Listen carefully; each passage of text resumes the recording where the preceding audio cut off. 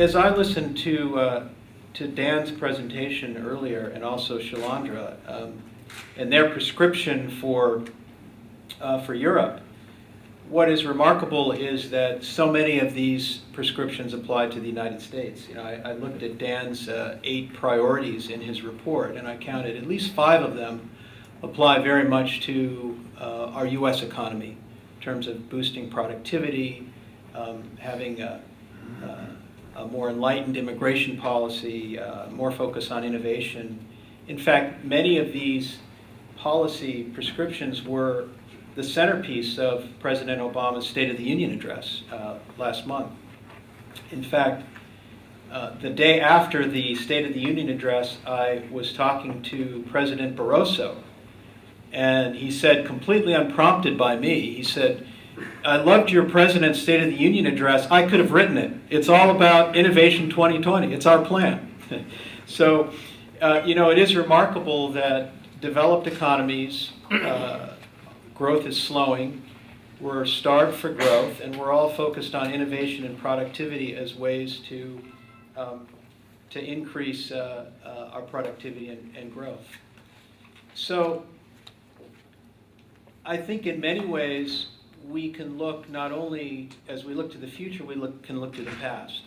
I had the privilege in the 1990s of serving in Bill Clinton's administration. I was the chief telecom regulator in the United States, and I had the opportunity to have really a front row seat to what is, I believe, the most significant innovation of our time, which was the creation and commercialization of the internet, first in the United States and then globally.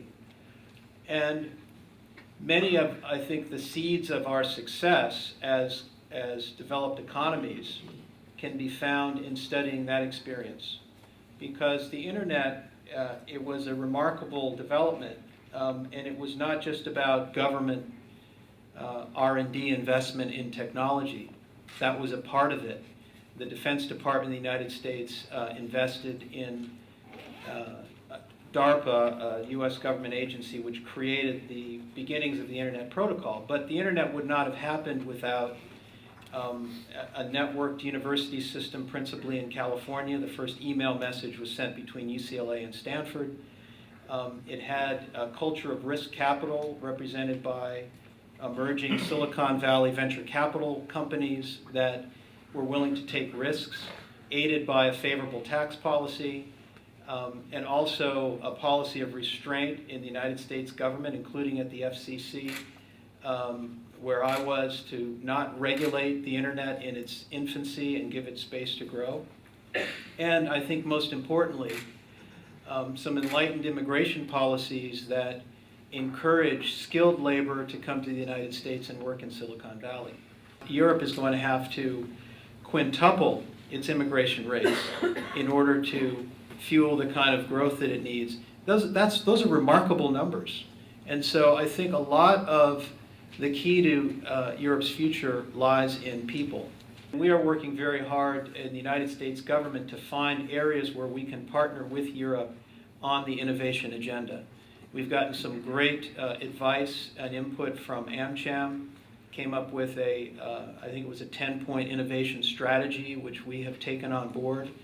Much of those ideas have been incorporated into our Transatlantic Economic Council, which is probably our most important dialogue with Europe around innovation policy.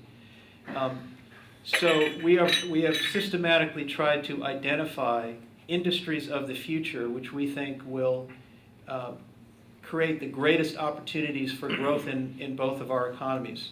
So we've identified energy, smart grids in particular, e-health, e-mobility, which is sort of a buzzword these days for hybrids and electric cars. And we have put those at the top of our agenda to work with Europe to see if we can invest jointly and drive these industries collectively. Not only investment, but also standards, and hopefully present more of a unified face to the rest of the world as we go out and try to exploit these markets.